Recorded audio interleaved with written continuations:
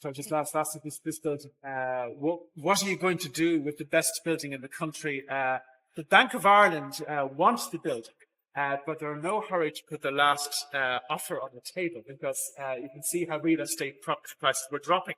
They do get the building for £40,000 in 1803, with the condition you can never sell it, and also this must be transformed. It cannot look like a Parliament any longer. So this is the House of Lords hasn't changed.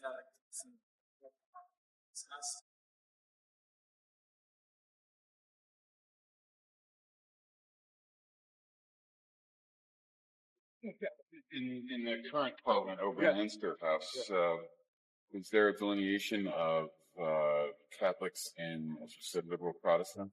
Nothing. Protestants never really got involved in the state law. People like 2 members of Parliament in the 60s. That are Protestant. Yeah, there was, in the early years of the state, the Catholic Church really sort of was making definitions. If you're Catholic, we know you're Irish, but if you're Protestant, we don't seem to know what you are. And there was a sense of, they felt some limbo. There was, during the War of Independence, a lot of the large state houses of the old Protestant ascendancy were burnt out.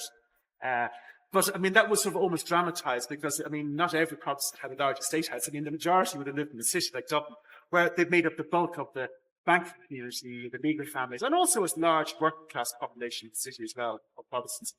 And there was a sort of a sniffy attitude amongst Protestants to this sort of new emerging state. So they never really did get involved, and it's only, in politics, not really, it's anymore. Yeah. In fact, there was a larger Jewish representation in the Parliament than there was. There was 2,000 Jews in the country, and they had 3 members of Parliament. I think there's 1 or 2. So it's,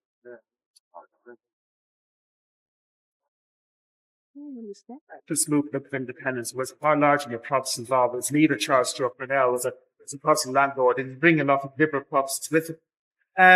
Just everything got compacted in a very brief time. I'll explain a little bit later, but just in terms of the whole revolutionary period, which, wasn't just sort of a new society taking over. It was actually the sort of the comfortable middle Catholic and Protestant element who were running the political class suddenly were sort of taken over by, a more rural element in Ireland, sort of revolutionaries, almost lower middle class element, and they became the new political class in the state. So, it's quite interesting amongst the Catholic professional class in Dublin. They didn't really get involved in political life, in normalcy as well in early years of the state. So there wasn't, it's only now they sort of almost developed a political class, if you want, with those words, in Ireland. But a long time it was, a lot of the revolutionaries, were sort of, small farmers, Michael Collins, a post office worker, small clerical workers, social, sort of working class elements. So that was quite strong, early in the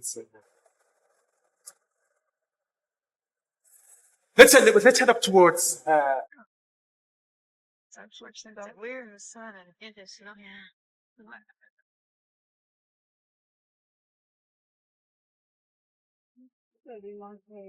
Dublin Castle.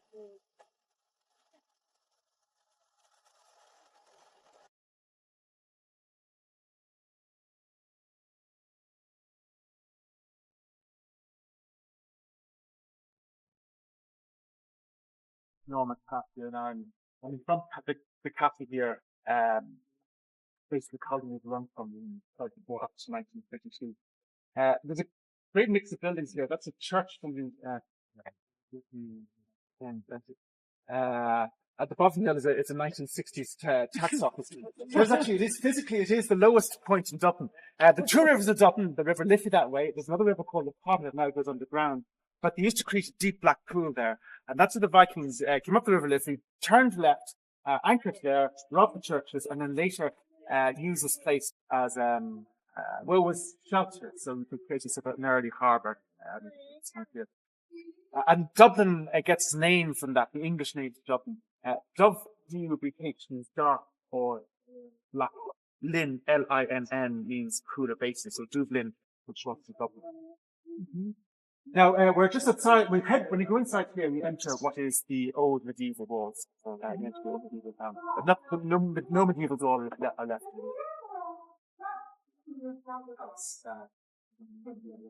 This was where all the colonial stuff happened. Above us here, was where all the banqueting took place. And since independence, this is where the President of Ireland sworn in over state banking years on. If you wanted a revolution, this is the place you really want to take.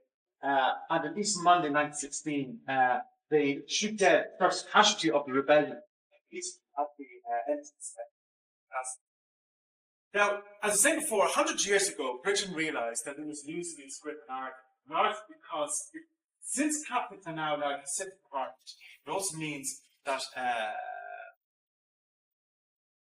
majority of them really are pushing for some kind of form of Parliament to open again in Dublin. And in 1912, the British government agree that the new Parliament could open again in Dublin, still very much a control of Westminster. But knowing that there's a significant element in Ireland, a Protestant unionist element, mainly to the north, who don't want this, Britain is happy to promise them that they will be excluded from this Parliament. Basically, Protestants' response is no way, not a chance, will we be subject to what would be a majority Catholic Parliament. So Home Rule was granted, and then in 1914 it was almost decided that Ireland would be partitioned into two parts. And that's one of the reasons why a rebellion takes place in 1916. Right in the middle of the Great War, a war in which well over 200,000 Irish men fight for the British Army. And when the rebellion took place in Dublin in 1916, for many people, they didn't really like this, partly because if you have a son or a nephew or a brother or grandchild fighting in the trenches of France with the British Army, a rebellion in Dublin seemed to be once again against this army as well. The job of the British Army was a very good one at a time of high unemployment and huge poverty as well. And if you didn't return, at least you would provide some type of payment to your family. If you didn't return. Now, the rebellion in 1916 almost happened because of the frustration of how Britain was watering down its promises to Ireland, and led by a group of idealists with no military experience whatsoever. Poets, academics, some element of old Protestant intellectuals, but they link up with the socialist movement led by James Connolly. And the great talk of the time was a blood sacrifice, with thousands being killed in the trenches of France for people wondering for what reason. Dying gloriously for freedom in Dublin, while the Irish people must be a much better sort of, or sort of a grander, more noble ideal. On Easter Monday 1916, they occupied the General Post Office. A proclamation was read out stating that Ireland is now independent and sovereign republic. Now, it didn't last for long, because after 6 days, this republic is over. The rebellion is over. By failing to take some over the main buildings in the city, especially the building at Trinity College, it also meant the British Army from within Trinity would advance the college, send up a gunboat at the River Liffey and flattens the General Post Office. Fighting is over 6 days. The leaders are taken off to the mainland jail where they're shot dead and drowned in treason. The mistake there was that leaders of not a popular rebellion in Ireland were potentially being turned into martyrs. As the war lasted longer, as London was ready to introduce conscription to Ireland, opinion in Ireland became far more radical and angry.